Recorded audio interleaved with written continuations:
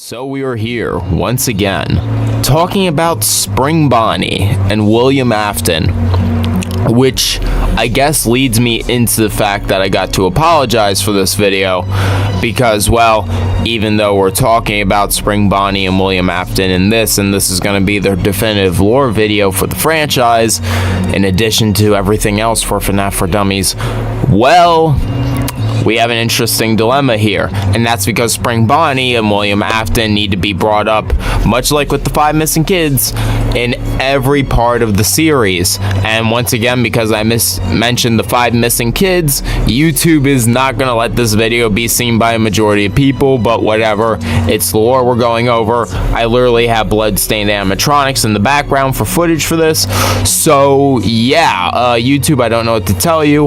Welcome to the somewhat definitive lore of William Afton. Hope you're ready for this wild ride on a crazy train. Man, that was cringe. But overall, the story of William Afton starts in a very debatable period. Almost fucked up my speech there. But William Afton's story starts somewhere between the 1930s and say the 1950s, because realistically he has to be born first for him to have his kids and yada yada yada. So William Afton is debatably the oldest character in the series, I would argue. Unless you want to argue Fredbear is older because Fredbear is a concept potentially borrowed from something else, but what that something else is very highly debated. There are several theories on where William Afton got the idea for Fredbear during the 30s, 40s, 50s, sometime during that span. A lot of people go with MatPat's theory of, oh, it must have been a traveling circus show because these posters.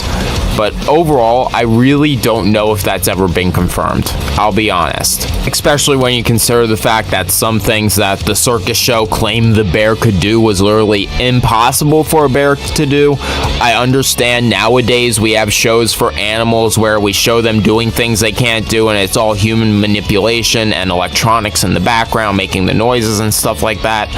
But overall, you're really pushing my believability that someone in the 1930s, 40s-ish would have came up with all these fancy routines to trick the public into thinking a real bear was doing half the things the bear was doing. So while overall I do credit MatPat for actually putting the theory together, because it is a solid theory, because overall we have nothing else to go off of for that. But where William Afton actually got the idea for Fredbear, completely debatable to this day. And obviously at some point he would meet his wife and kids, but the important part of that whole thing is he figured out Fredbear, man. He figured out Fredbear. And that's where we also come into the next part of, was Fredbear a hand-stitched costume? Was Bonnie a hand-stitched costume? And that's also where the problem is, the only real evidence we have is a MatPat theory. Because again, while MatPat is really solid at putting together these theories, and I thoroughly believe he actually figured out a good majority of the timeline, well, we need confirmation. We need confirmation. And unfortunately, all we have for confirmation for any of that is Glitch Trap. So whether or not William Afton was playing, Fredbear in costume form, I don't know. We don't know. If you want to believe in the MatPat theory, that's fine. If you don't want to believe in the MatPat theory, that's also fine. Really, it doesn't affect the lore. Reality is, somehow, he managed to get this restaurant to be successful. He met Henry Emily, and then, well, we all know where this goes. And sorry that we're going to be bringing up MatPat in a lot of this, but unfortunately, well, not unfortunately, again, he really is genuinely a genius when it comes to the lore behind this. The problem is people have fashioned so many of their own theories based off MatPat theories, and then those theories have become normal in the community that when I inevitably address them, guess who we're going to have to directly talk about? Yeah. Hopefully, I won't have to, but I wouldn't be surprised if we do. But the meeting of Henry Emily is really where things kick off, because at any point in time, honestly, if stuff ended here, we wouldn't have a series. But meeting Henry Emily is what makes everything possible. Why do I say that? A lot of people are probably like, well, you need William Afton, obviously, to start the whole timeline. No, because the reality is, well, anybody could come up with the idea for people in costumes, basically. I know we have no confirmation of that, but hey, anybody can come up with the idea of an animal-themed restaurant. Okay? Let's be clear here. Anyone can come up with that. But to have the engineering capability to make robots and animatronics, especially during the early 60s and 70s, somewhere during this time period, again, it's all ambiguous, what do you want me to say? What do you want me to say? Like, meeting Henry Emily is what will make events later completely possible. And I guess this is where I also gotta mention, here's the lore video for Henry Emily 2, because if I, make a separate video for Henry Emily, there'll be no point in all this. But regardless, Henry Emily liked the idea of the restaurant so much, he took things a step further. He said, Afton, you know those mascots? Let's make them real. And then this is where we get the animatronics / springlock suits. And then this is where things are going to get messed up, screwed up. It's Five Nights at Freddy's. Things are inevitably going to get screwed up for the whole lot of us in this one. And the making of these suits would go normal for the longest time. Not really much of anything would happen. We have some rumors of springlock failures, but only rumors, so nothing confirmed. And overall, that's probably a good thing, because if I hear any more about springlock failures and any more holes in the whole how did the springlock accident happen, I don't need any more theories of people getting stuffed into springlock suits or willingly putting on springlock suits and getting impaled by springlock suits. I know we love it with William Afton, but it's disgusting, and I really don't want to witness that for the rest of my life with this series. Thank you very much. But obviously, things would go awry one day, because we all know about the lovely bite of 83. This is the thing that has driven the series for the longest time, and I do mean the longest time. The bite of 83 is kind of horrible. What do I mean kinda? It's really horrible. And so you remember Afton's wife and kids? Well, the wife makes the kids, and well, the kids got into some fucked up shit. The bite of 83 was all the result of basically a bullying incident. Michael Afton, the eldest son of William Afton, would take Crying Child, and we call him Crying Child because a lot of people debate if his name is Evan or Norman. I don't know why people have a debate on what his name is. If anybody can answer that, put it in the comments below. I just know people flop between calling him Evan or Norman, even though I believe his name is Evan, but I'm just going to stick with calling him Crying Child or Cece. Well, he would take Crying Child, and there's a reason why he's called Crying Child. He was horribly afraid of the animatronics. He didn't like the springlock suits. He didn't like how any of them looked. He thought they were very much uncanny valley, so to speak, which they are. And overall, things would get pretty bizarre on his end.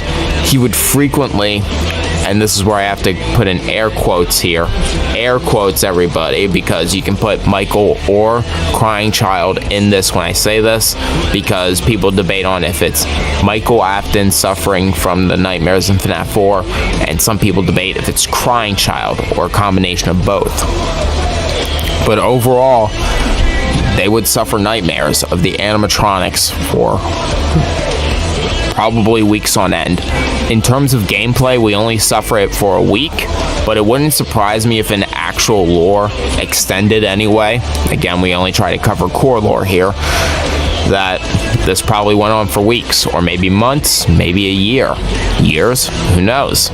You see, the reality is we heavily debate how old Crying Child was, and we heavily debate how old Freddy Fazbear's Pizza, or in this case Fredbear's Family Diner, was around before Crying Child was born, or if it was around for as long as he was alive.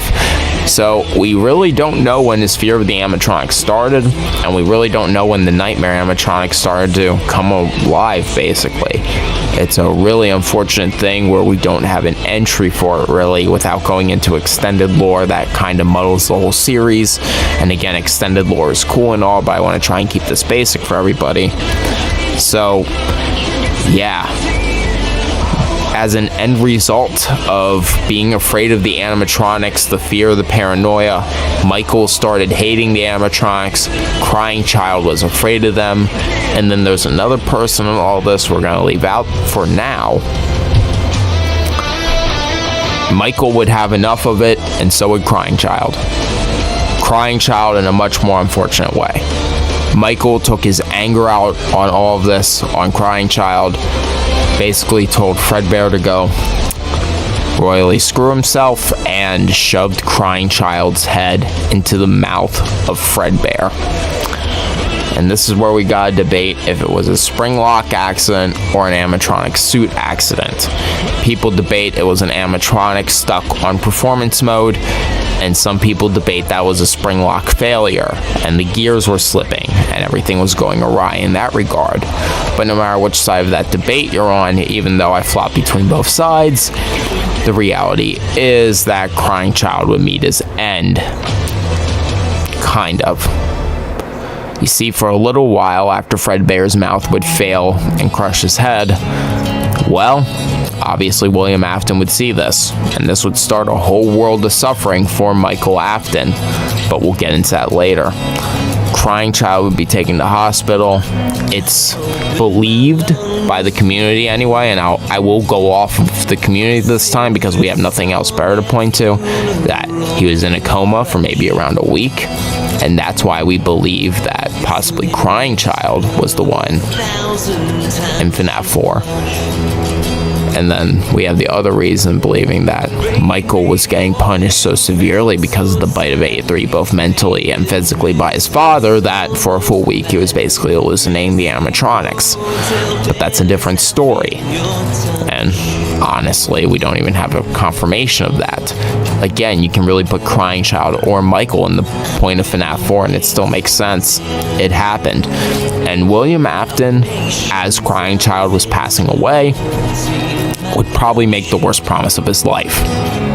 And that promise was, I would put you back together again.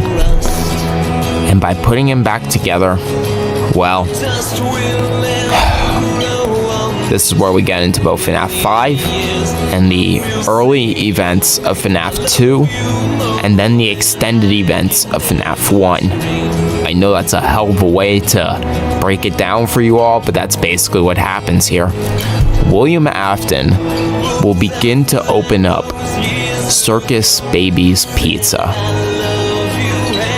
And as a result of opening up Circus Baby's Pizza as a side hustle to Fredbear's Family Diner while it was closed, he wanted to figure out how to put his son back together again. And so he started making animatronics that basically mimicked humans, literally. Although this would still be Fredbear, we would have Circus Baby, obviously, Ballora, Funtime Foxy. Well, they were even more uncanny than the last batch. And it's obvious what William Afton was trying to get at. He wanted his family back, because Michael doing what he did to Crying Child resulted in basically his whole family being destroyed, because his wife would leave him, Michael would basically be in jail to my understanding, and, well, his daughter got taken away, mostly.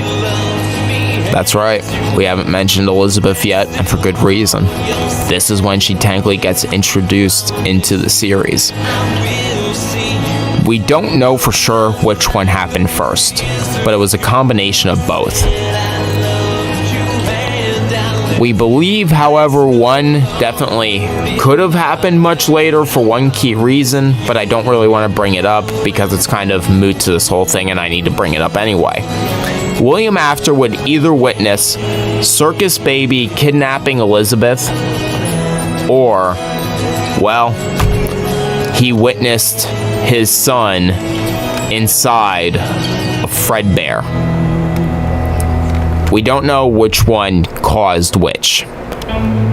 We believe strongly, however, that he witnessed his son inside Fredbear first because, well, the Funtime animatronics are designed to kidnap children. Very clearly so.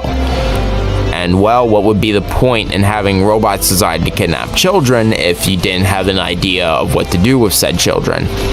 You get what I'm saying? So, even though we have no confirmation, it is believed that Afton witnessed his son's soul inside Fredbear, the animatronic that killed him, and he then designed Circus Baby and the other animatronics to kidnap people. Mostly children. Now again, we don't know that for sure. There's no solid confirmation, but we strongly have a belief that that's what happened as a community, and that's horrifying. Because, well, Elizabeth gets kidnapped. And after Elizabeth gets kidnapped, this is what literally basically ensures that the death nail is put in and that the rest of the series is going to happen no matter what. Because again, this is unfortunately a thing of if Afton just stopped, would have been fine. Had the story just stopped, it would have mostly been fine. But it won't be for a lot of people. Because once Afton witnesses the fact that souls can work in animatronics, man. And this is where I have to mention the fact we are now in FNAF 2 in the timeline. And well, oh boy, oh buddy, how? During all these events, Henry Emily was still in the picture. And, well, he obviously still had a living to make. So he reluctantly opened up another location, but this time called Freddy Fazbear's Pizza.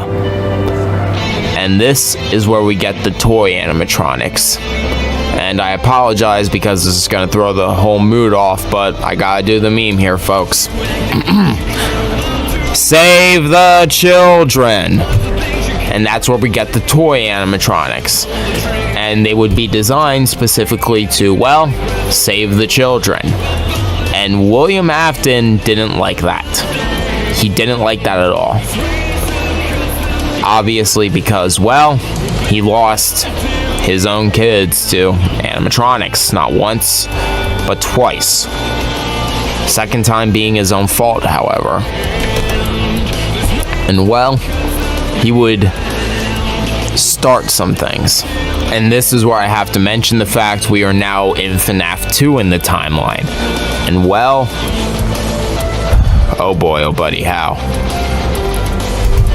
During all these events, Henry Emily was still in the picture.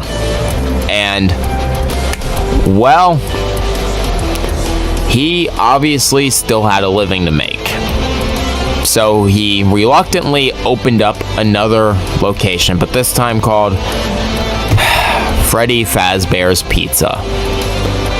And this is where we get the toy animatronics. And I apologize because this is going to throw the whole mood off, but I gotta do the meme here, folks.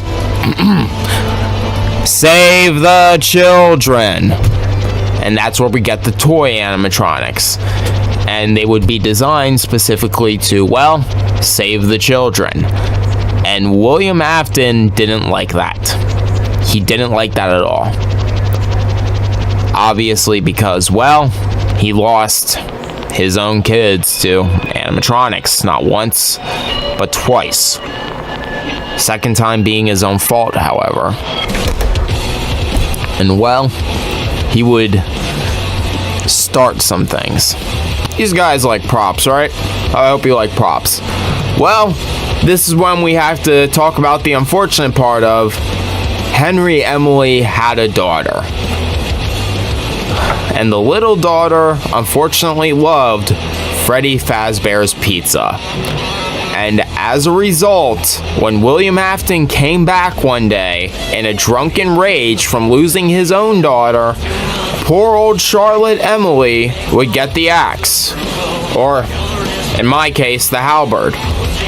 She would be dragged, and yeah, I'm not going to hold that thing for the rest of the video. She would be dragged to the back alley, and well, so to speak. Yeah, we'll go with that. And as a result, the puppet would come trying to, as part of the whole toy animatronic line, trying to save the children. It would fail in the rain next to Charlotte, and Charlotte's soul would be in the puppet. And this is what starts the man behind the slaughter, truly. The death of Charlotte Emily is what literally throws everything into full circle.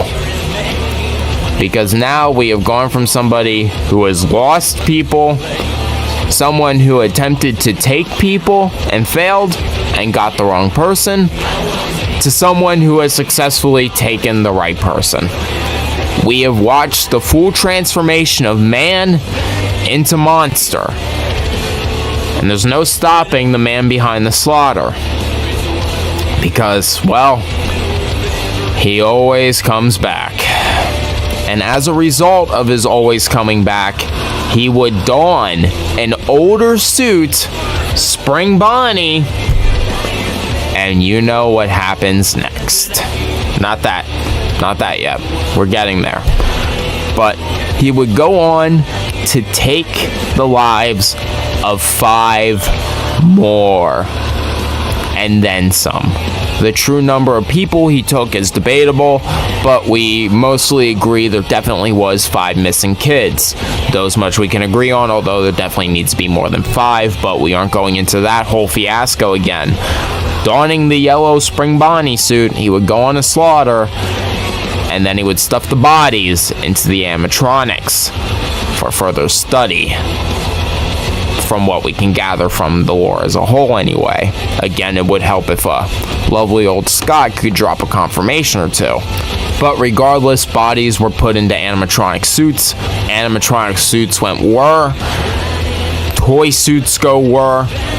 And then we had Mangle killing off Jeremy Fitzgerald in the bite of 87.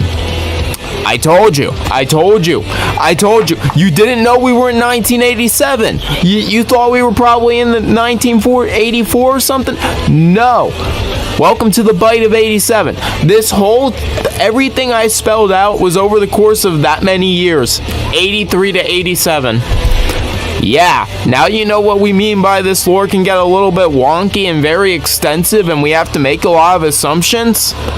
The fact we have a whole 83 to 87 speaks enough for that. Really does.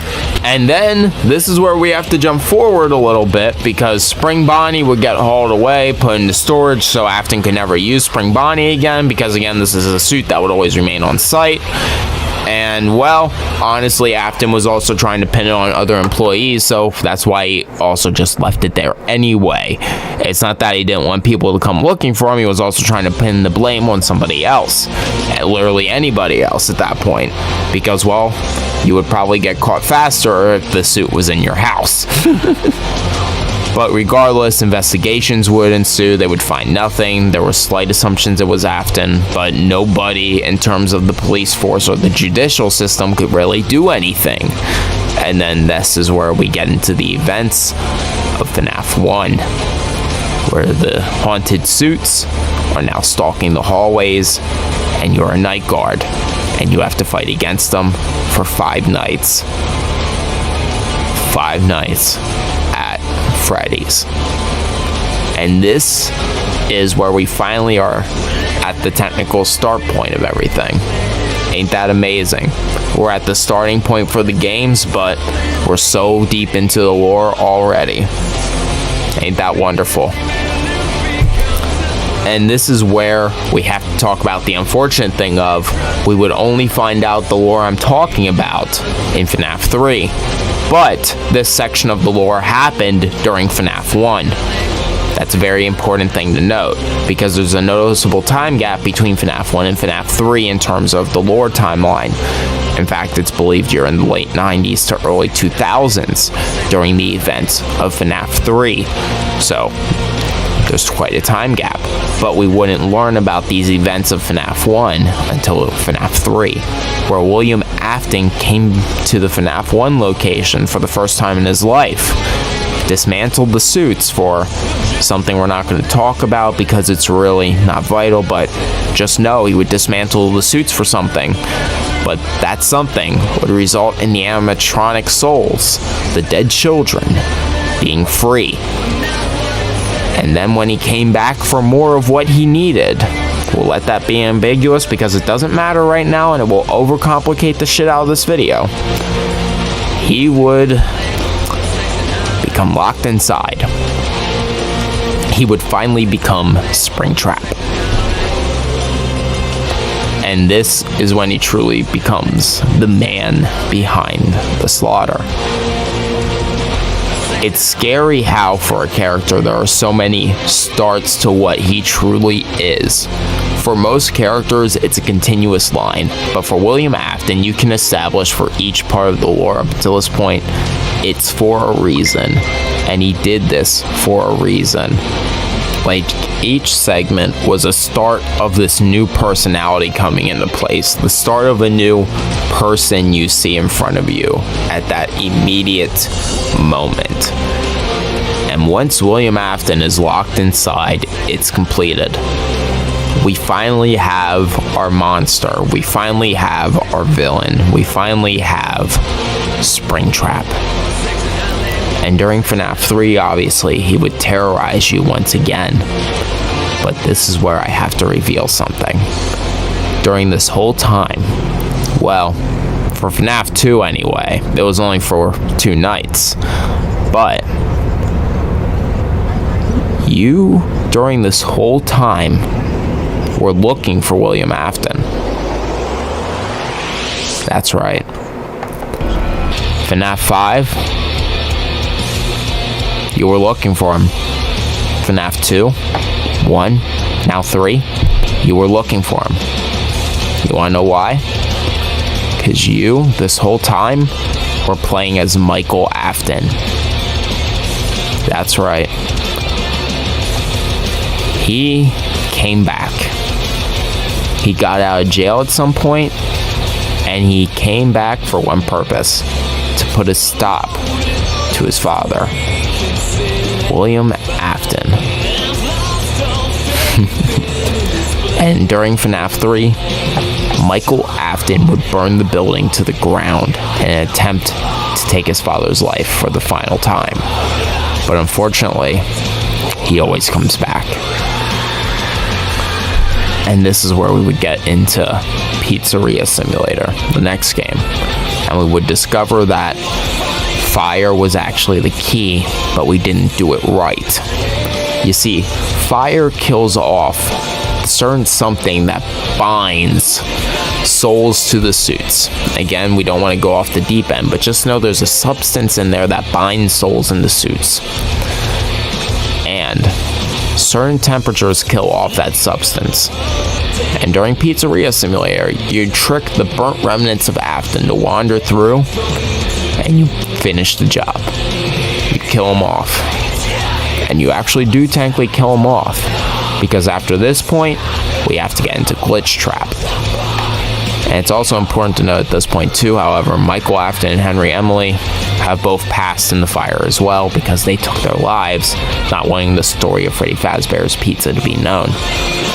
But Afton always comes back somehow.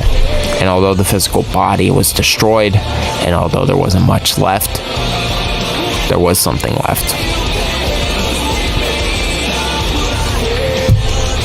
They recovered his brain, his circuit boards, all the various parts of the suit that was still there. They ran it through a machine, and that's where we got Glitch Trap. glitch trap from this point would over time take over people's minds through the system. And well, he would eventually form a new body, the physical version of Glitch Trap, a new spring trap, so to speak, using a combination of his burn-up corpse, the old Spring Bonnie suit, and, well, newer parts somewhat. The unfortunate thing is, however, this is where our lore ends. Because everything else up until this point is speculation, doesn't add anything of value, and overall, it's my video, so I decide where the lore ends. Just kidding. In all reality, this is seriously where all vital and core lore of the Afton family is needed to be mentioned, because everything else past this point is technically not even the Aftons anymore. It's just the corporation. And while I do love me a good old corrupt corpo story, we're here for the core lore, and we're here for the man behind the slaughter, and we're here for the 5 missing kids. We're here for Crying Child, we're here for Evan, we're here for Michael, we're here for good old Charlotte Emily. We're here for the characters that started it all, we're here for the core lore, and that's what I want to focus on. I hope you enjoyed this episode of FNAF For Dummies. If you did, you know what to do. If you didn't like it, well, you also know what to do. I have been Johnny Von Duke. I hope you enjoyed this lore video, and I will see you all next time. Man, this is definitely the part of explaining FNAF I have been looking forward to the least. Now, when I started my short series and going out to explain the full necessary core lore of FNAF in the hopes of making a FNAF for Dummies, as you would say, I always knew I would have to explain the lovely substance known as Remnant, that lovely soul-like substance. Here's the thing about explaining Remnant. Other than Ultimate Custom Night, Pizzeria Simulator, and FNAF 5, out of all the FNAF games, those are the only 3 games Remnant is really referenced in. But here comes the tricky part about Remnant. It's been in the series for as long as the series has existed, technically, because Remnant is just the soul in physical form, and we've always understood to a point that most of the animatronics are haunted ever since FNAF 1. So, yeah, this is kind of where we put ourselves in a difficult situation, because technically Remnant's always been in the series, but also technically it's really only extended lore that talks about it. And because we're making a FNAF for Dummies series, this puts me in the difficult position of how do we discuss Remnant on this channel. Now, I initially figured maybe I would make a short, explain it all in 60 seconds, just be like, hey, this is something that's always existed, but really only an extended lore. Is it an important point? Remnant is an important point in the main series, but truth be told, if you didn't acknowledge Remnant, none of the games would change. Like, literally, I went most of my life watching through FNAF without ever understanding what Remnant was, and the lore barely changed for me post knowing it. So you can probably understand why I'm in such a weird position here. Because for something that is so vital to the series of making everything make sense, it is also some of the least important stuff in the entire series somehow. I don't know how Scott managed to make something that is the core focus of the series, but yet is also so inconsequential that the story really wouldn't change without it. Because at the end of the day, with or without Remnant, William Afton still would have became the man behind the slaughter. He still would have, you know, the missing people. We all know how that goes, because if I say the actual age of these people, YouTube won't like it. But also, regardless of the fact Afton would have still became the man behind the slaughter, the core problem also is this is supposedly the driving force of why he does every single thing in the entire series. Yes, I am not joking. For something that wouldn't have changed the fact he would have went on a killing rampage, it's still somehow the core focus, and it drives me up a damn wall. In fact, my earlier sentiment about it showing up in Ultimate Custom Night is technically wrong, because while Ultimate Custom Night ultimately relies on Remnant to work because it's a technical afterlife within the soul, and it's not the real afterlife because, well, Afton comes back. But yeah, it only showed up in Sister Location, Pizzeria Sim, and Special Delivery, which is an AR game. Not even a VR game, an AR game. And if you want to see how inconsequential this game is overall, here's a few seconds of Markiplier playing it. It really isn't much of a game. It literally was the definition of a tablet game that does virtually nothing at all.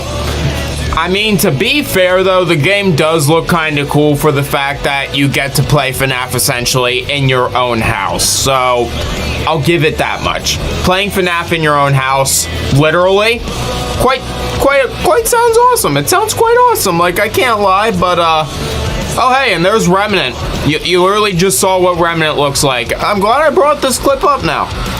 Now that we have, the weird backstory of Remnant aside and why it even exists in the first place, what really was the driving introduction, at least in retrospect?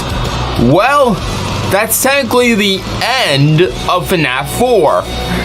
Because in FNAF 4, we all know what happens to Crying Child. Was that the bite of 83? It was the bite of 83, actually. And after the child goes away, William Afton supposedly can tell, like, hey, he's still in there. He's still in Fredbear. Fredbear is acting weird. And William Afton puts together the fact that Crying Child is still inside of Fredbear.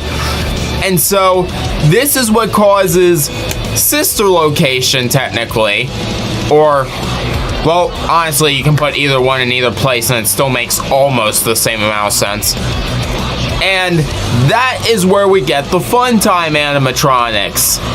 Yay! Arguably my least favorite. Not from a do I like them, not like them perspective. They're my least favorite in terms of what animatronics would I not want to be put in a room with.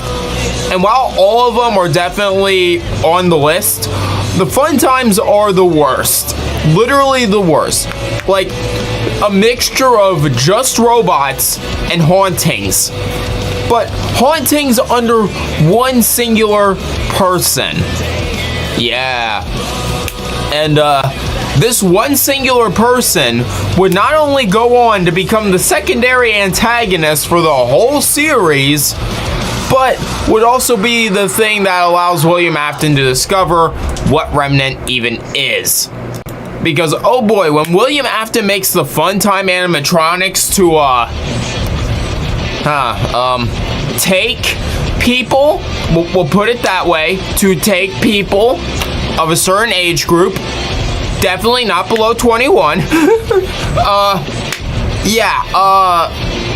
guess what happens? We all know what happens to Elizabeth, right? Circus Baby? She's still here? Yeah, Circus Baby takes Elizabeth.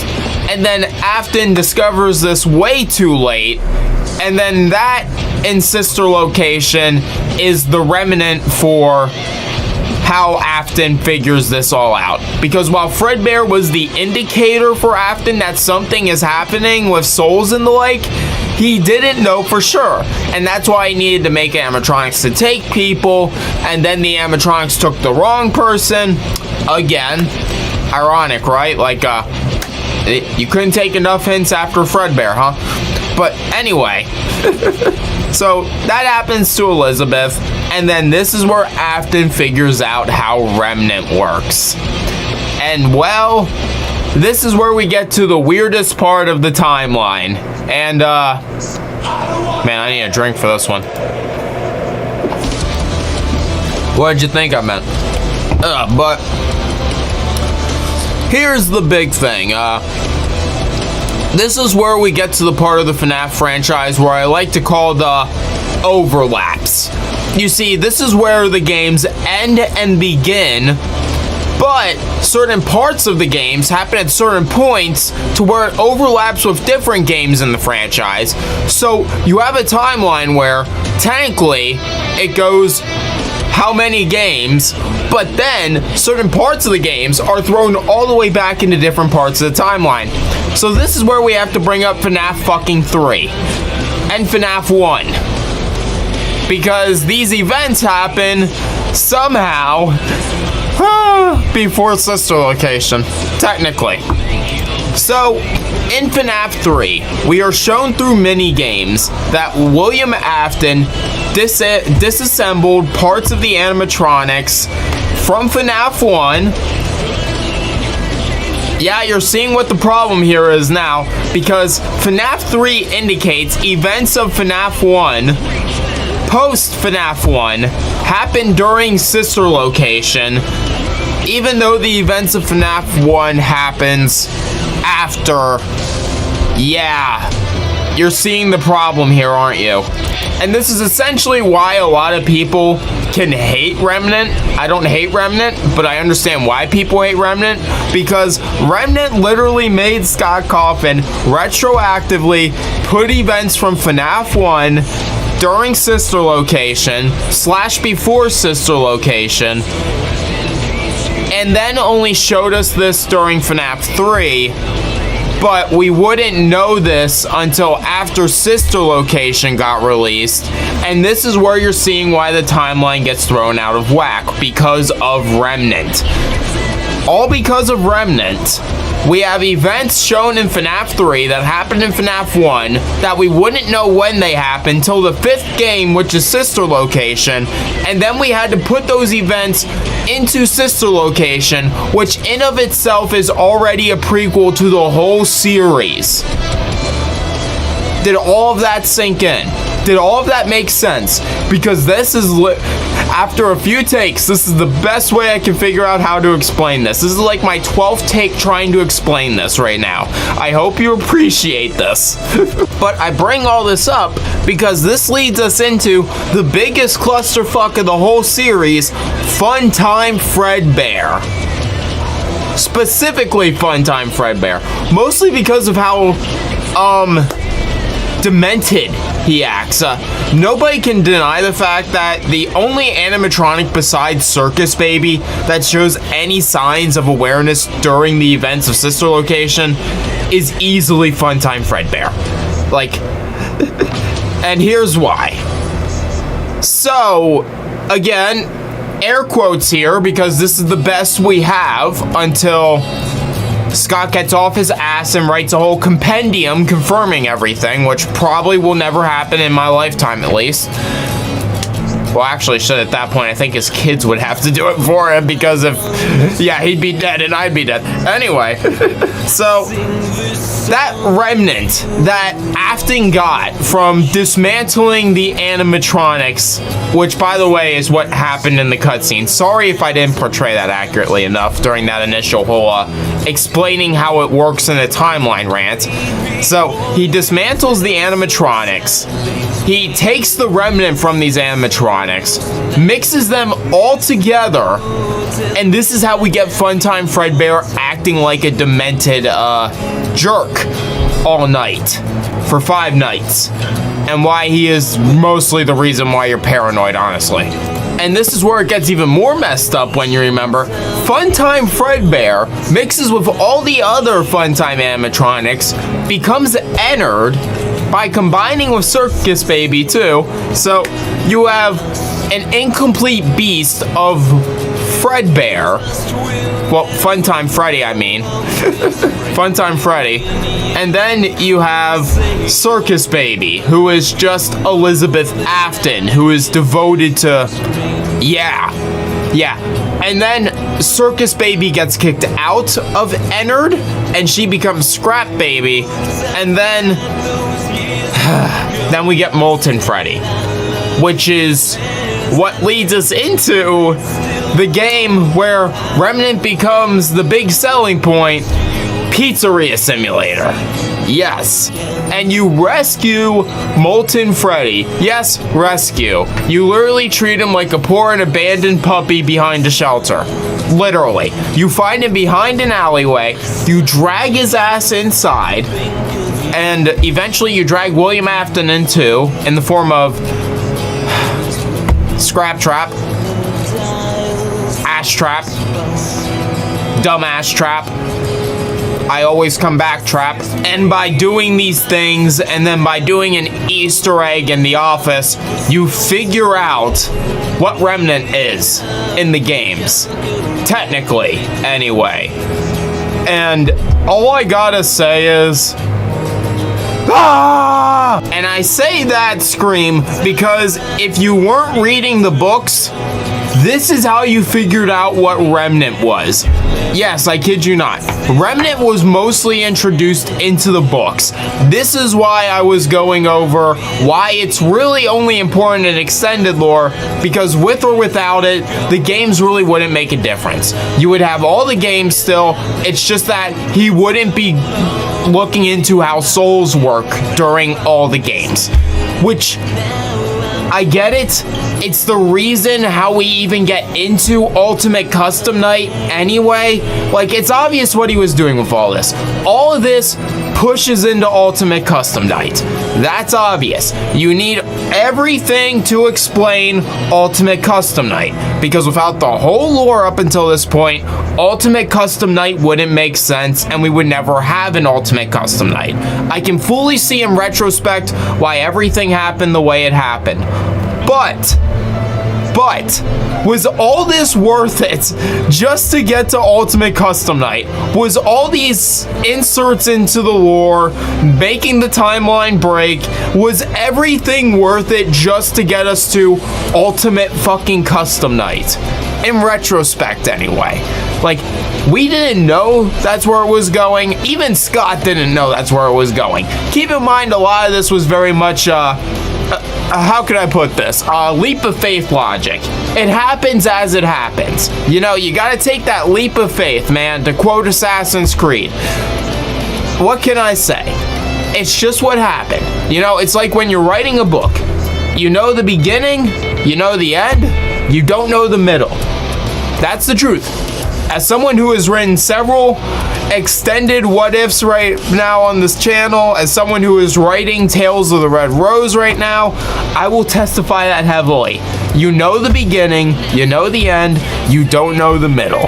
I'm just really questioning if the middle was worth getting to the end, because I really gotta stop and wonder if you were only going through the games. Now, thank God I'm a nerd junkie.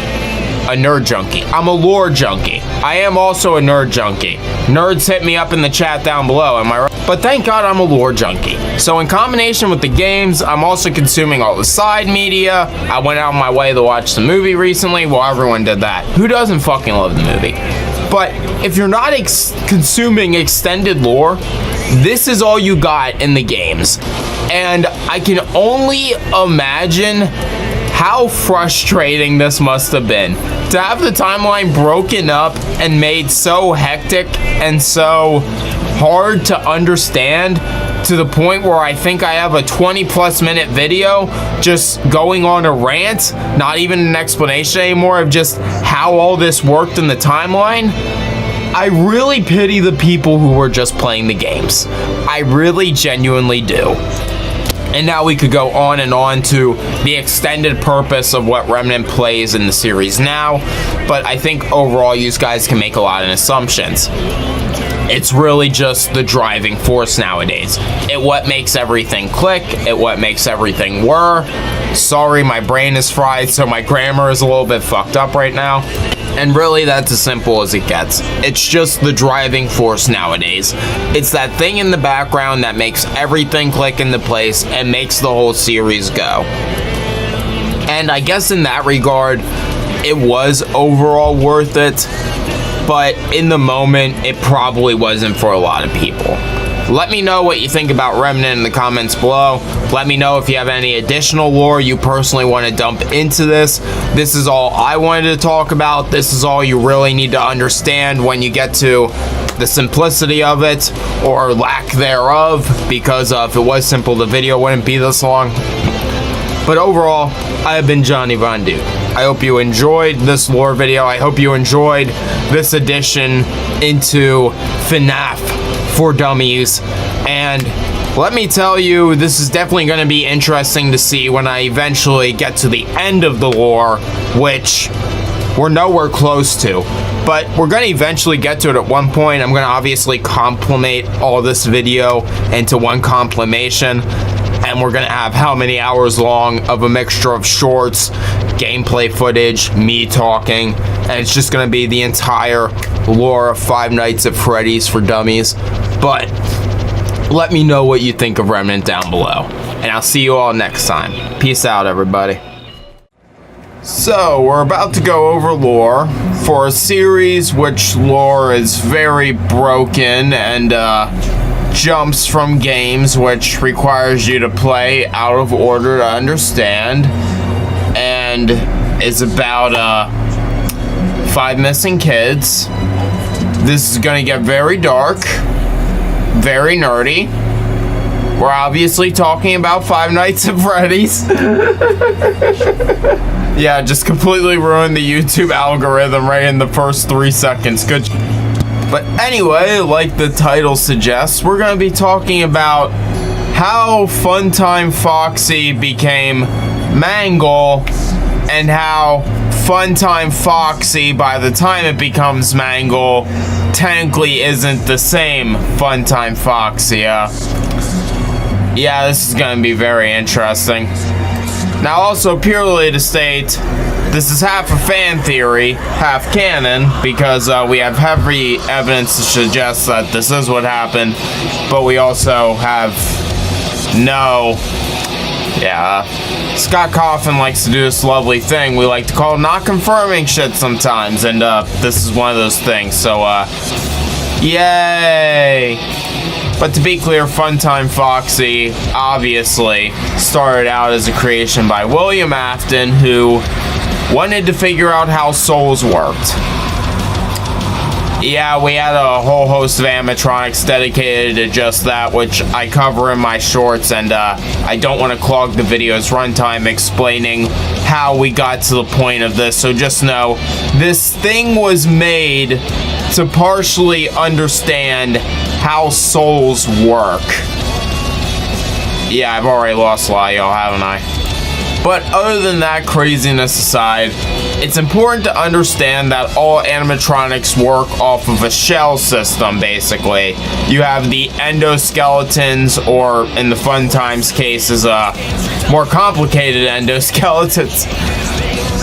The difference between the Funtime endoskeletons and the other animatronics endoskeletons are important to all this.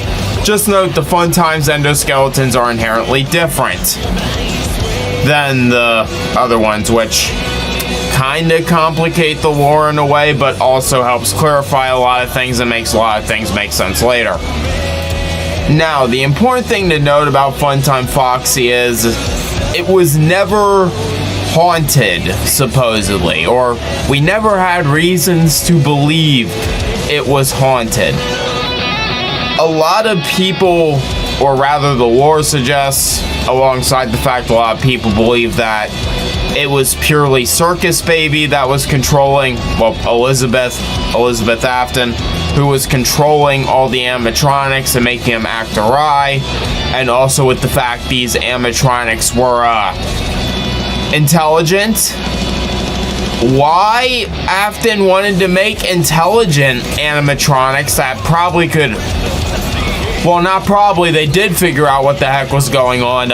It's beyond me, but please note these things actually did have a baseline intelligence, which, why? But point is, these animatronics being intelligent, along with the fact one of them was haunted and directing all of them, they would leave their shells behind and make what I would like to call an executive decision.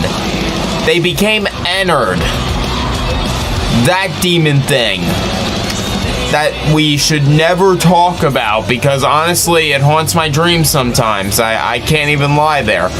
But they would leave their shells behind, and that's the very key thing. Now, here's the lovely thing about Fazbear Entertainment, Circus Baby's Pizza, you know, the two companies that are tied together under William Afton and Henry Emily. By this point, Afton was basically out of the picture. He was doing his, if you get my gist, the 5 Missing Kids, yeah. So, by this point, well, not the 5 Missing Kids yet, different Missing Kids. Yeah, there are multiple sets of missing kids. The ones we really care about are the ones that happen in, obviously with the toy animatronics and all that shit. I mean, the second game. Why did I say toy animatronics? Second game. Well, to be fair, it's in the... Stop talking! But anyway, the company likes to reuse, recycle, and all that fucking happy jazz. And when you reuse and recycle stuff, well, they get a little bit faulty over time. Very faulty. Very, very, very faulty.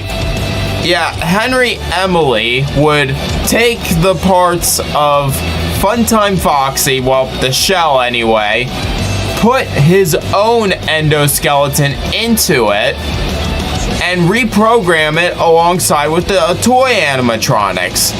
And this was obviously meant to stop the man behind the slaughter. I need to just start saying William Afton. I am so used to saying the man behind the slaughter excessively, because half my friends for some reason don't understand that William Afton and my friends not understanding FNAF 4 are not related to this. However,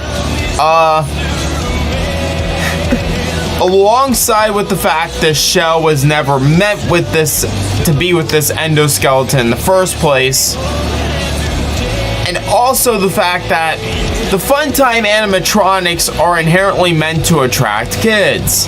Now, thankfully, Mangle / Funtime Foxy never hurt any kids. The thing is, the kids like to abuse the poor thing.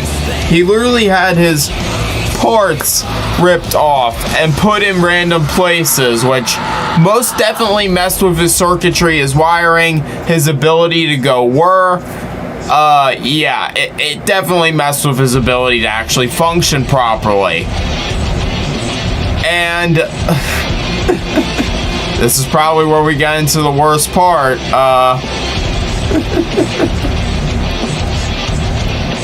We all know what the toy animatronics are meant to do. We all know what they are meant to do. Save the children. And we all know what William Afton does.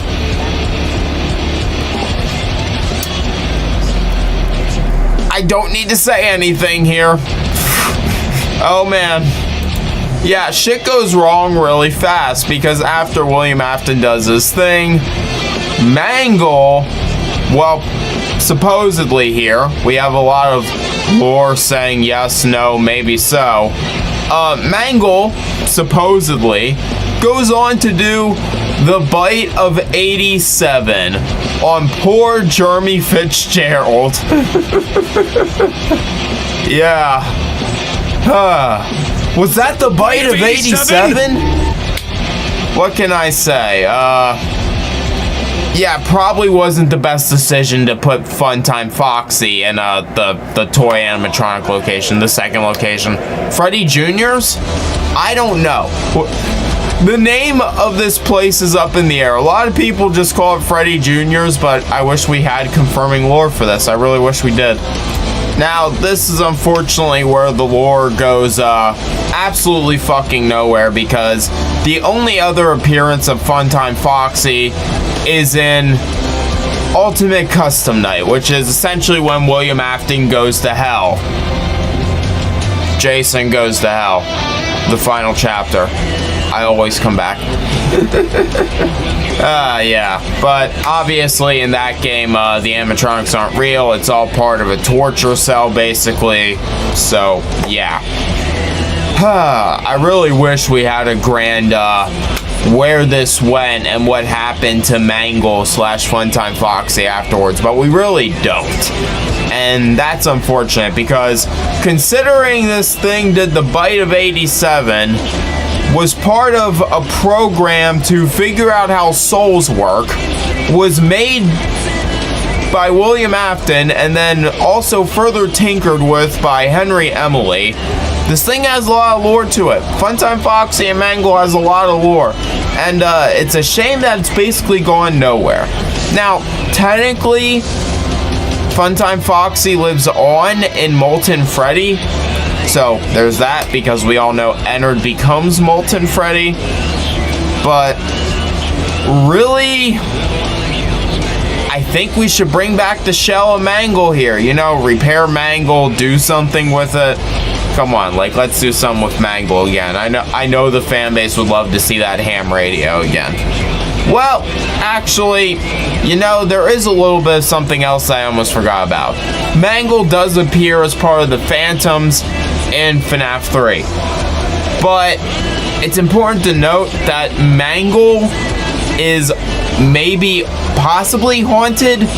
We don't know for sure. It's rumored Jeremy Fitzgerald haunts Mangled. We don't know for sure.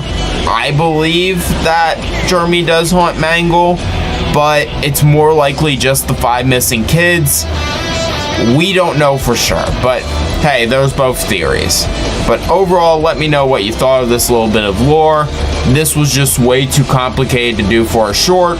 I wanted to do this for today's short, but I guess you're getting a full-length lore video today instead, because I literally sat down, got all the pictures loaded up on my phone, and then I realized it was going to take me like minutes long to explain all this. So that was the story of Funtime Foxy / Mangle. Who was Funtime Foxy / Mangle? This was the story. Hope you all enjoyed. I have been Johnny Von Duke. Hopefully we'll come up with a different FNAF short for today. I doubt it, because I'm FNAF lored out, honestly, right now. Have a good day, everyone.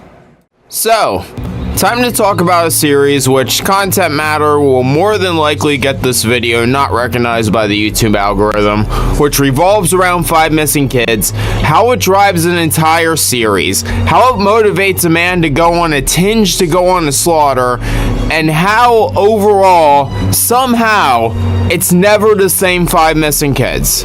Yet it is, but it isn't. But it is, but it isn't. Welcome to the complicated lore of the 5 missing kids of Freddy Fazbear's Pizza. And oh my god, is this gonna be a ride and a half.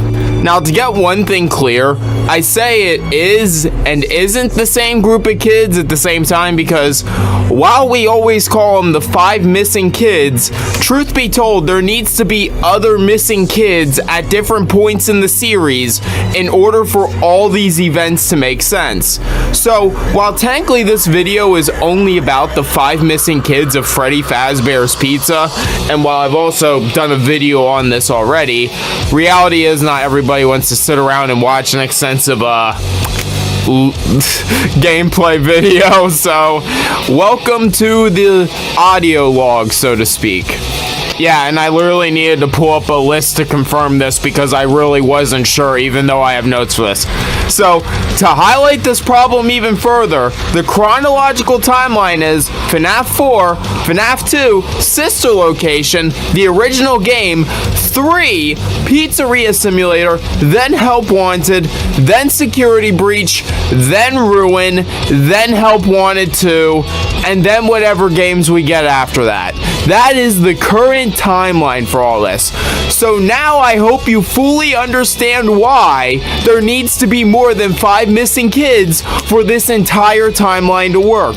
Because just like but to be clear, I'm not one of those nut jobs who's gonna go off and say there's 10 missing kids, or there's 15 missing kids, or there's 5 missing kids for each and every game, which are all things people think and say on the series, even though the only hints we've gotten to any extra missing kids are in 4, Sister Location, and Pizzeria Simulator. In literally every other game, it's never been anything other than the 5 missing kids. So, considering we only have 3 extra games other than 1 and 2, which, by the way, 1 and 2 is only the 5 missing kids, please don't insist that there are 5 more kids just because we're in the second game. No, it's only ever 5 plus a few more, like 3 at the most. Because while yes, it is always gonna have to be more kids than 5, reality is, once you reach a certain number, there's a certain thing called you get caught doing a crime. And technically Afton already got caught. But yes, this is genuinely where I have to stop and be the, hey guys, there's such a thing as called logical storytelling still. Because despite the fact we're talking about ghosts, hauntings, cursed animatronics that want to stuff you in suits, a man who's obsessed with studying how souls work, this still takes place in our real world, and there's still such a thing as, after doing so much crime, you're guaranteed to get caught. And, if you're familiar with the channel, I don't need to go any further. So yes, there are both in-game reasons and logical storytelling reasons and real-life reasons as to why it's just 7 or 8-ish kids that went missing. But now that we have all that out of the way, which we're probably at the 8-minute mark by now, just getting all this prerequisite stuff out of the way, let's get into the actual lore of these people, shall we? Now, the first set of missing kids, or 1 or 2 kids, really, if we're being honest here, actually happened sometime before FNAF 4, because we get cutscenes with Crying Child, where Crying Child is talking to people who have gone to Fazbear's restaurant and all that shit. And the kids in these cutscenes, swear to God, there are rumors of missing kids already. And while we don't get any really big hints on who these missing kids are, we know it happened. But I have a slight theory, and here's where we have a slight problem here, because this flies in the face of what is basically confirmed lore at this point. Now, my theory is these kids who went missing before the events of FNAF 4, which FNAF 4, by the way, is the prequel to everything else in the series. Yikes. But anyway, these kids are actually the kids that went missing during FNAF 5, or Sister Location. Because that whole game is set to explain the fact that Afton is kidnapping kids to figure out how souls work. That's literally the whole point of FNAF 5. That and revealing Ennard, let's be honest here. So, with that being said, and knowing the whole reason behind FNAF 5, what's really the big problem with this theory? Well, FNAF 5 technically happens after FNAF 4, and even if FNAF 5 did happen before FNAF 4, there's a little problem of we know no one else other than night guards has died at the location, which is a really big problem here. You kinda need confirmation of missing kids for all this to work. And there's also the big problem of, well, it closed due to leaks. Literally, closed due to gas leaks. The sister location, Circus Baby's Pizza, it never opened. It never took off. They never sent any animatronics out. So, even though I have my own theory on how this happened, and at the end of the day, FNAF lore boils down to nothing but theories, we beg for Scott Coffin to confirm for us, I really genuinely have nothing here. We know there are kids that went missing before FNAF 4. We know there are kids that went missing in between FNAF 4 and 5, technically. We don't know what really happened to them. Everyone, including me, wants to believe in FNAF 5, and we have our rumors and theories surrounding it to justify it. But what confirmed lore we have doesn't justify it, nor confirm it. So this is unfortunately one of the cases where if we're gonna want missing kids for FNAF 5 sister location, Circus Baby's Pizza, there's gonna need to be a retcon, because confirmed lore literally is stopping us from placing these missing kids, like these 2 extra kids, these 2 or 3 extra kids, anywhere in the spectrum. So, yikes, that's a problem, isn't it? Okay, so now that we covered where the extra 2 to 3 kids come from, finally we are here. The core 5. The ones that started it all. Not really, as we already covered. And because I'm gonna have a few people debating me on what are their actual names, here you go. This is what Google swears to God their names are. Gabriel, Jeremy, Susie, Fritz, and Cassidy. You see that? It's highlighted there. If I have one person swear to God Jeremy isn't Jeremy because Jeremy Fitzgerald exists, I'm gonna lose my mind. Listen, people, there doesn't need to be a name change just because there are 2 people with the same name. Okay? I get this rant is out of left field, but I've literally scrolled through posts where I've heard people swear to God that there needs to be a name change to Jeremy, or that Jeremy isn't actually Jeremy because Jeremy Fitzgerald exists and Jeremy Fitzgerald is the Bite of 83 victim. So why the hell would Scott Coffin name another person Jeremy just to have him die and get stuffed into Bonnie? And at that point, all I gotta tell you is, I don't know. That's just how the story is written. I'm sorry this has a random rant in it, but if I have another stupid person swear to God that Jeremy isn't Jeremy, I'm gonna shove a Jeremy up your fucking ass. Now, this is probably where you're beginning to wonder, however, what's the role in all these kids? Surely they did something, right?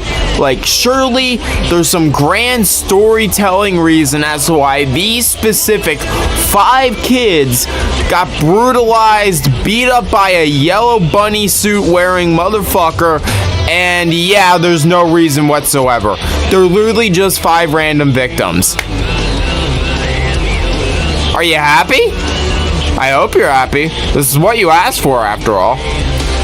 Yeah, this is generally where in a lot of FNAF lore videos we have to go with fan theories. This is generally why in a lot of FNAF lore videos in general, people want to connect all this to something. I've seen people swear to God, these were the 5 kids who used to bully little Evan Afton, little crying child. No. No. Some of these kids are younger than Crying Child would have been. How would they have even been there? What in the fuck? Yeah, I'm sorry for the excessive swearing and cussing and getting angry during this video. This is why I just wanted to do this video. I never wanted to make this video because I knew when it came time to talk about this, as with a lot of FNAF lore, when you take it outside of short videos, it gets frustrating because while put together it's all a great story, individually it really does fall apart on its own. As much as the 5 missing kids are a driving force in the series, they practically serve no point other than to get slaughtered, haunt the animatronics, and then kick off the rest of the series from there. And this problem really only comes in the fact of, well, they were never meant to be anything more than a rumor, a myth, a legend, a what if, a possibility. We weren't even supposed to have names for these people initially. When you really look back at it, FNAF 1 was never meant to be anything more than just a simple flash game. And then it grew into this. We're here talking about its lore. This thing has movies behind it. And while the movies are definitely doing a very good job, well, movie and the books, I'm going to say movie and the books, we don't have the second film yet. So while other media has done a, hello Leonard, and while other media has done a really good job of expanding on the lore, the problem is when we're talking about the core games like I'm trying to do and make sure we have the whole FNAF For Dummies shit, we don't have much to talk about. We genuinely don't. And I know all that's ironic because you're so many minutes, maybe hours, hours, depending on how long the grand compilation video is. Keep in mind, this is going in a video that's going to be several hours long, containing this shit, all my shorts, and then all my sitting down talking about FNAF videos, at least up to a certain point, at least until I feel like we have all the lore accurately covered. But it really angers me that I can't talk about more of it because there's only so much to go over. And when you're trying to go over the important parts, it really sucks that the important parts is, hey, there were 3 random kids we'll never know about, and the 5 kids we do know about really only serve the purpose of haunting suits and almost have no characterization other than that.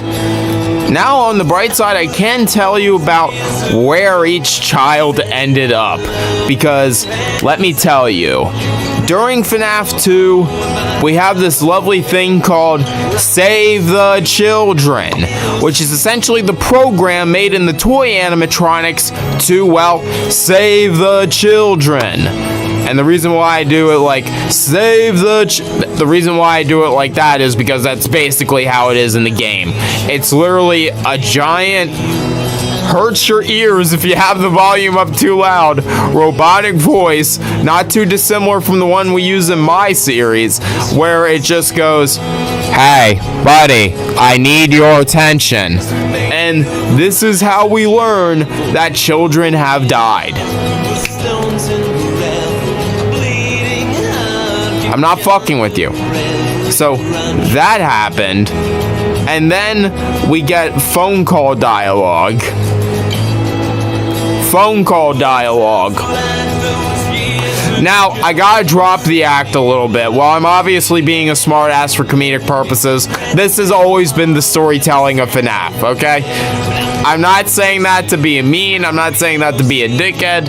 I just find it funny we get this big reveal that people are going missing and that people are dying because of Save the Children, and because of, hey, so we had an incident with a guy in a piss-stained bunny suit. Gabriel overall ended up stuffed in Freddy, Jeremy ended up in Bonnie, Susie ended up in Chica, Fritz in Foxy, and Cassidy is stuffed alongside Crying Child into Golden Freddy, which was originally just Fredbear at one point. And,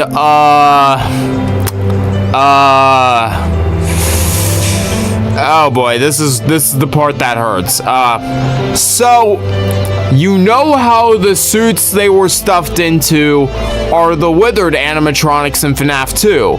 And because FNAF 2 takes place before FNAF 1, you know, the withered animatronics eventually become the normal animatronics we see in that game. And supposedly these events happened during FNAF 2. However, during all 5 nights, the withered animatronics always act up.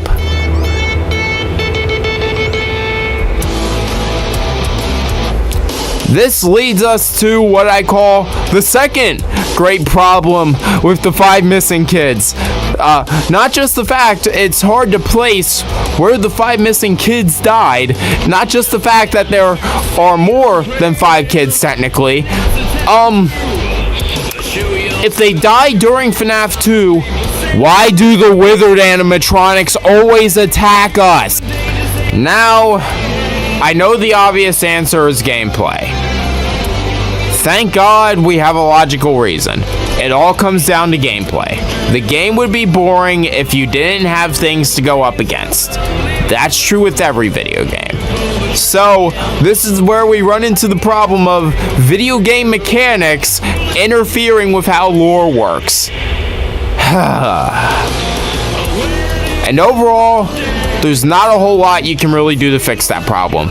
A game needs to operate, a game needs to work, and considering FNAF 2 alongside FNAF 1 were just meant to be flash games for fun, and only were meant to have little snippets of lore, I'm willing to say, okay, fine.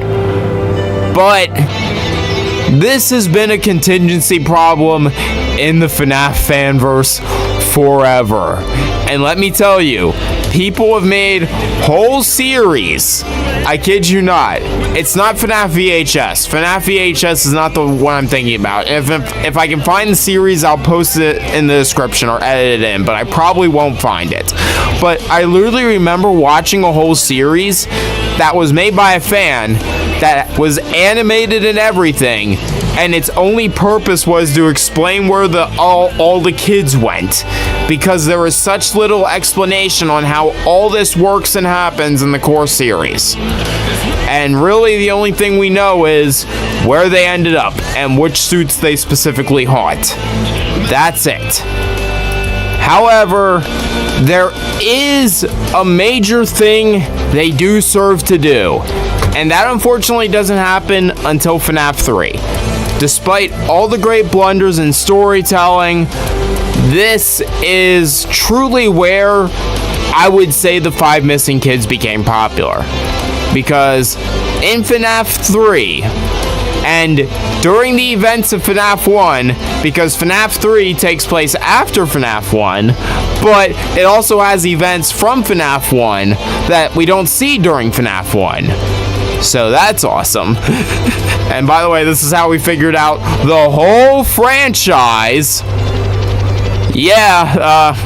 This is how we put the whole franchise's lore together, by the way. We would literally have to hop and skip between games for shits and giggles just to figure out lore. Yay.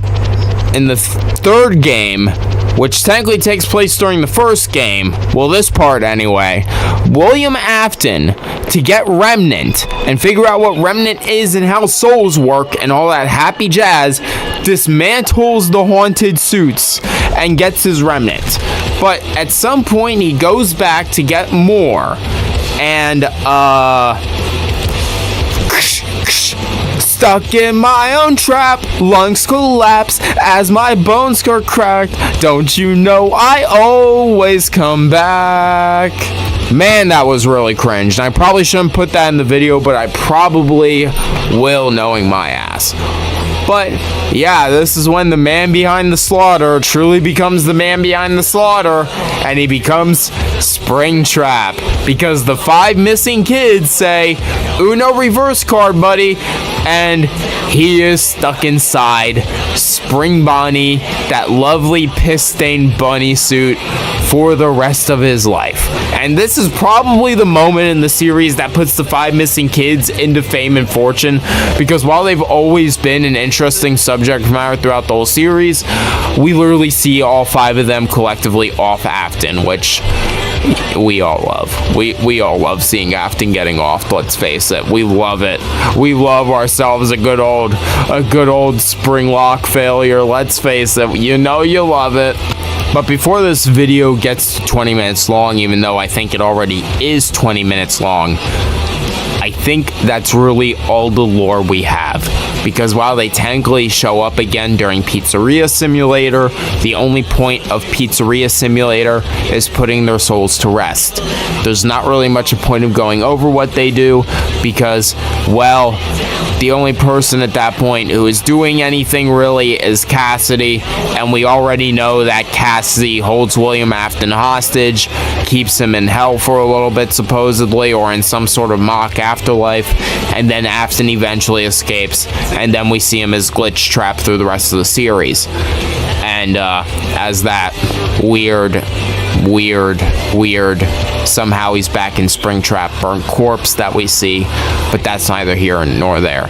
There's not really a whole lot to go over after 3, and while I do want to mention obviously what I just mentioned, there's not really a whole lot to go over, because after that point in time, well, once we get to Security Breach, Ruin, Help Wanted, and all those games, I know I said those out of order, it's 5 different missing kids, and it's no longer the 5 missing kids plus some that started the series, because by this point in time, their souls have been put to rest, and they're no longer vital to the core story. The story at that point has evolved past the 5 missing kids. There's no really any big point in having them in the series anymore. And while they are vital for getting us to point A to B and getting us to security breach, ruin, and all that, it's kind of a shame that their story is over, considering they never got much of a story in the games in the first place. And while we were able to squeeze a 20-some minute video out talking about the lore of the 5 missing kids, most of the lore was me explaining how there isn't much lore, and you have to go to extended options and extended media if you want to see truly what there is in terms of a story for them, and that's kind of shameful. And I'm glad we have the movies now that are happening that are going to fix all that, and we're going to get more of a story. And honestly, I would probably be better off just explaining the movie verse at this point, but that's really not the point of FNAF. You're meant to look at everything as a whole, take it all in, fit it in the best you can, and figure out how it happens. But if you're like me and you really only want to go over confirmed what has and what has not happened, and you really want nothing more than the raw details, well, you get videos like this where people like me have to explain where there's not really much details, and it makes putting a series like FNAF For Dummies difficult. But then again, considering everything we have up until this point, and considering we have a few more topics left to go over, it's probably going to be a pretty good compilation by the end of the day. Hopefully. I've been Johnny Von Duke. I hope you enjoyed this entry. And, well, see you all next time, I guess. Don't get slaughtered.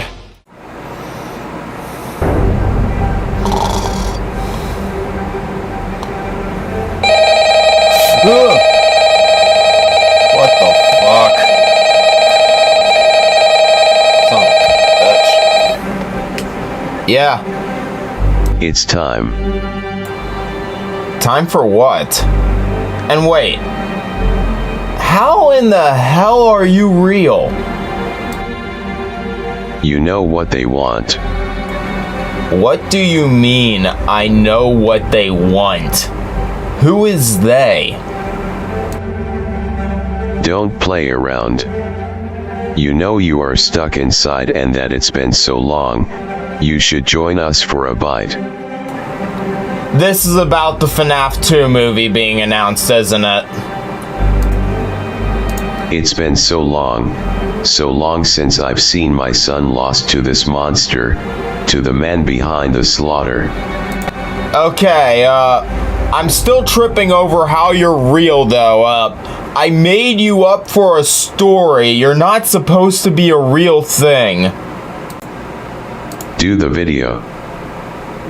Okay. Fine, I'll do the fucking video.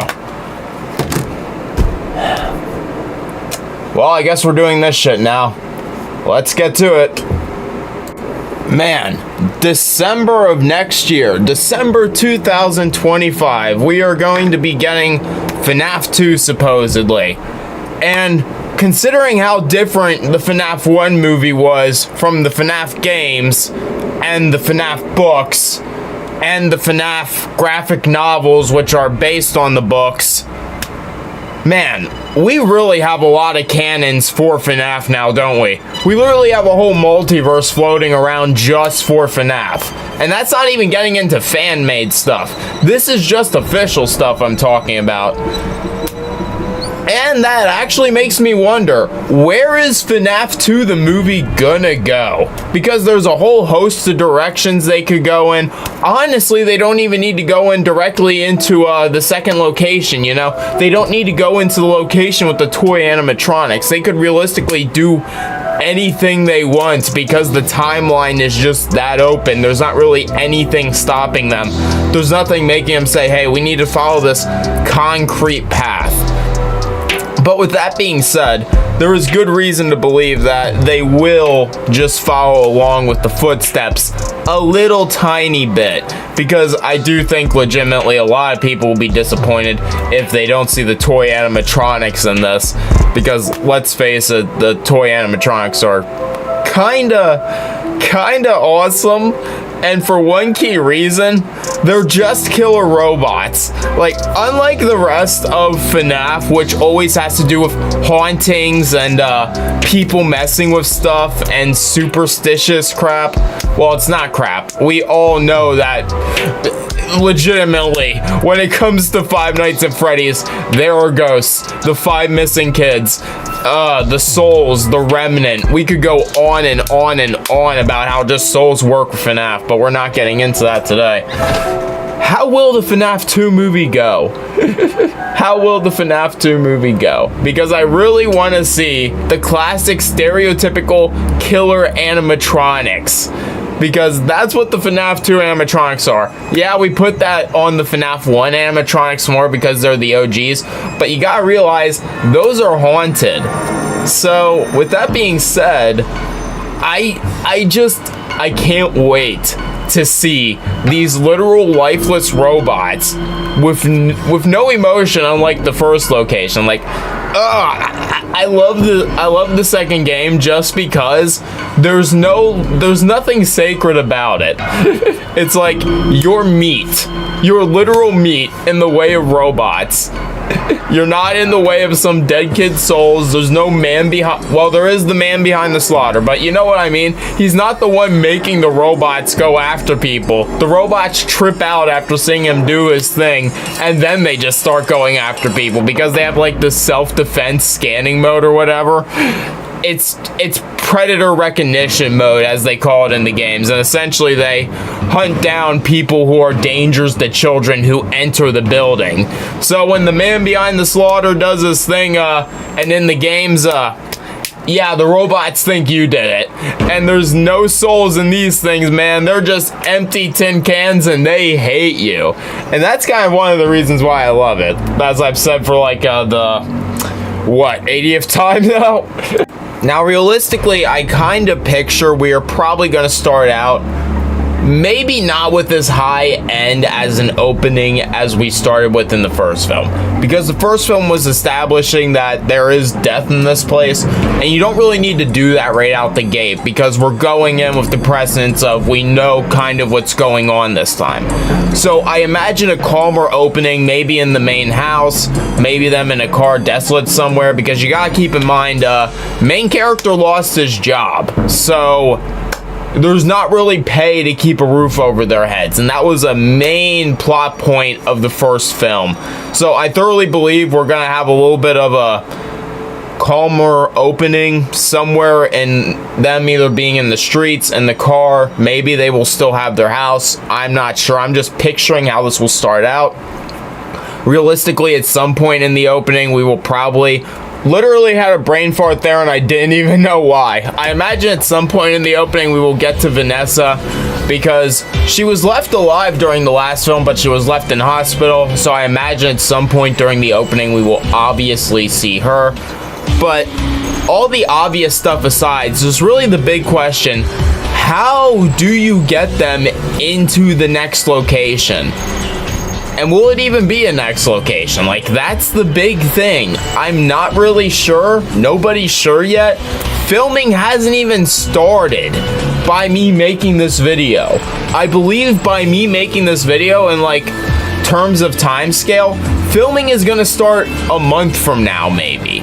So yeah, I'm not sure how they're gonna get them into the next location, but obviously we can predict there will be some form of hijinks. Well, not hijinks, but you know what I mean. There will be the stereotypical movie callback. It'll be like, hey buddy, we need to get you back in there. We'll probably have the deny the heroes call at some point during all of this in the opening, because who would want to go back to this place after the first film? Not me. So with that being said, I imagine we're going to be playing hard to get with him actually getting to the next location or back to the original location. All that's up in the air. But point is, they're probably going to draw it out. I don't see how, for the sake of a storytelling perspective, it would be to any benefit to rush into getting them into the next location. So I thoroughly believe we'll be probably playing it out for 30 or so minutes of the film, probably just trying to get him into the damn restaurant. But hey, that's to be expected with a film like this, and this is all just predictions because, again, they haven't even started filming yet, I don't think. So there you go. Now, for this next part, I have about 3 theories, because obviously he's going to get into the next location at some point, or the group as a whole will get into the next location at some point.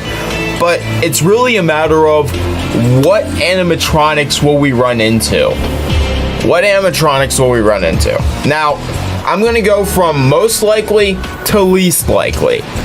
Now, I highly believe we're definitely going to run into the withered animatronics. That's already set in stone almost.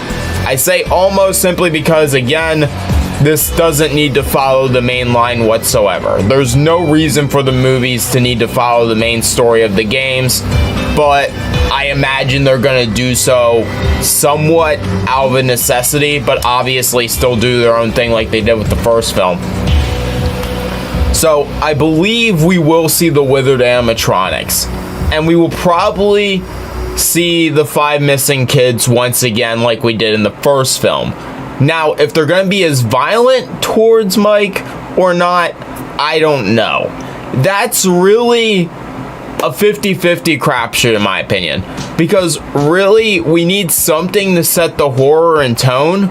But I also imagine with the fact, and this comes into my second part here, this is technically the second theory, but it's roped in with the first one, that we need something to counteract the toy animatronics. Because, you know, the toy animatronics don't really think, they just do. And I imagine we're gonna need the withered animatronics to stop the toy animatronics. I know that's kind of a 180 because in the second game, the withered animatronics are partially what makes, in conjunction with the man behind the slaughter, William Afton, you know, those two things are what makes the toy animatronics whir, you know, they're like, we gotta stop these guys, the kids are in danger, save the children. But again, this is a little bit of a different timeline. So I imagine with the robots just going awry and trying to stop Afton in some way, because I do believe Afton will. He always comes back, let's face it. So with Afton obviously somehow coming back, or Afton schemes playing an after effect into this movie somehow, we're gonna need something to stop the toy animatronics. Now, here comes the third theory, and this is the wildest one. And this is gonna be, actually let me make a separate video section for this. Now this comes to my third theory, which is a little bit off the walls, which is why I'm gonna put heavily here. And hey, future me, put it in text too. I thoroughly believe this probably won't happen, but I just want to cover all my bases here. There's a slight chance we might see the Phantom animatronics. And I only say that because, one, how do the, without doing a massive like 10-year time jump or something like that, how do you get the normal animatronics to become the withered animatronics? Now, there is a slight possibility they could just go the route of, oh, these are different animatronics, but they're withered. But I don't think they would do that.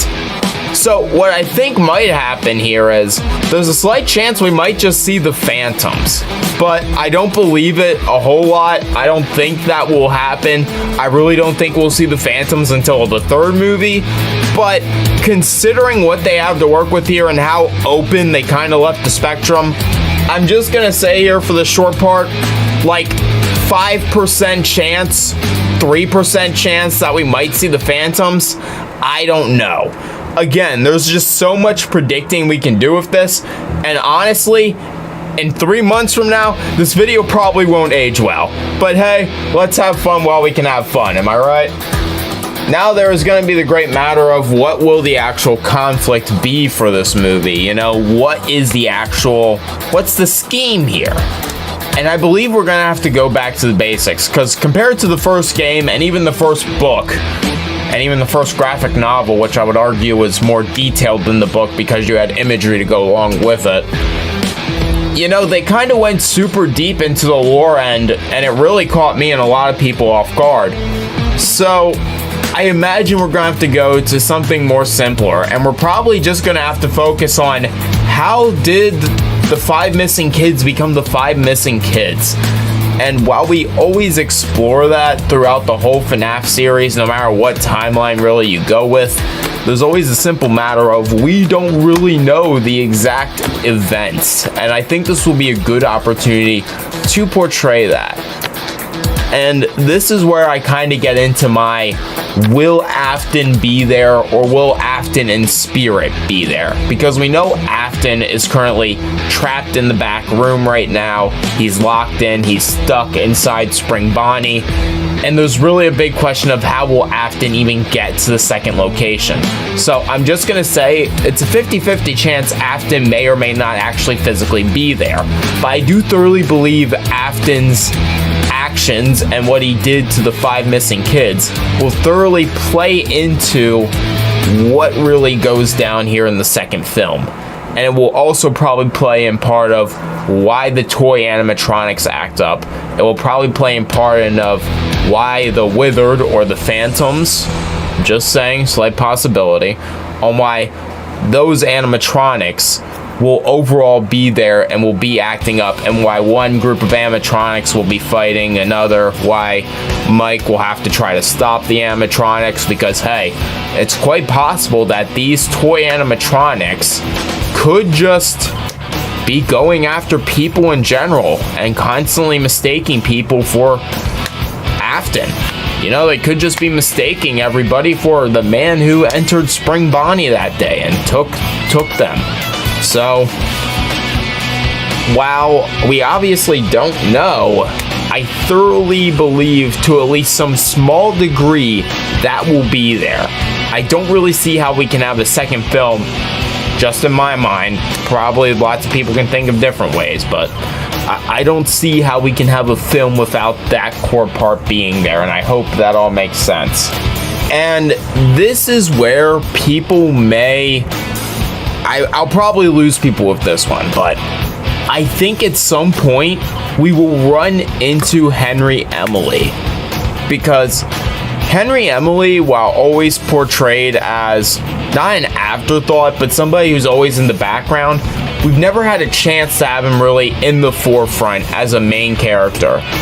And with Afton gone, you know, who's gonna pull this guy in? Who's gonna pull Mike in? Who's gonna pull Vanessa back in? Who's gonna pull our main cast back in?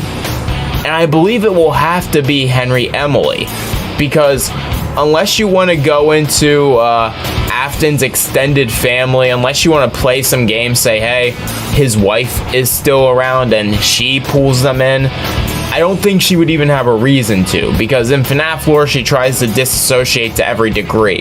And we debate nowadays if she's involved with the newer games, but we don't really know for sure.